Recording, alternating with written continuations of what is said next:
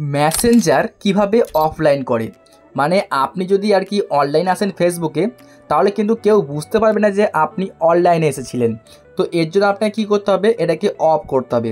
তো আজকের ভিডিওতে আপনাদেরকে দেখাবো যে আপনি কীভাবে মেসেঞ্জারে আর কি অনলাইনকে কীভাবে আপনি অফ করে রাখবেন। বন্ধুরা, ভিডিওটি অবশ্যই পুরোপুরি দেখুন, নতুন কিছু আপনি শিখতে পারবেন। চলুন তাহলে ভিডিওটা আমরা শুরু করছি। এই কাজটুকু করার জন্য কী করবেন, চলে আসবেন আপনার ফোনের মেসেঞ্জারের অ্যাপ্লিকেশনটিকে সিম্পলি ক্লিক করে ওপেন করবেন। তো জাস্ট আমি ওপেন করছি আমাদের ফোনের মেসেঞ্জার, দেখতে পাচ্ছেন এই হচ্ছে মেসেঞ্জারের অ্যাপ্লিকেশন। তো এখন আপনি কি করবেন, দেখুন এখানে শো করছে নিচের দিকে যে মেনু যে অপশানটা, জাস্ট আপনি এই মেনুতে ক্লিক করে দেবেন। তো আমি এখানে জাস্ট ক্লিক করে দিলাম। তারপরে সিম্পলি আপনি ক্লিক করে দেবেন, দেখুন এখানে শো করছে এই যে সেটিংস, আপনাকে সেটিংসের মধ্যে ক্লিক করতে হবে। তো আপনি জাস্ট ক্লিক করে দেবেন, এই যে আমি ক্লিক করলাম। তারপরে দেখুন এখানে কিন্তু 3 নাম্বারের সেটিংস শো করছে, যার নাম হচ্ছে এই যে অ্যাক্টিভ স্ট্যাটাস।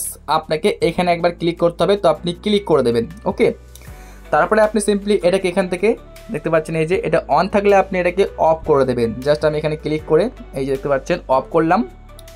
এখন আপনার সামনে এরকম একটা চলে আসবে। তো সিম্পলি আপনি কি করবেন, জাস্ট এখানে আপনি ক্লিক করে দেবেন। ওকে, কোনো কিছু করার দরকার নেই।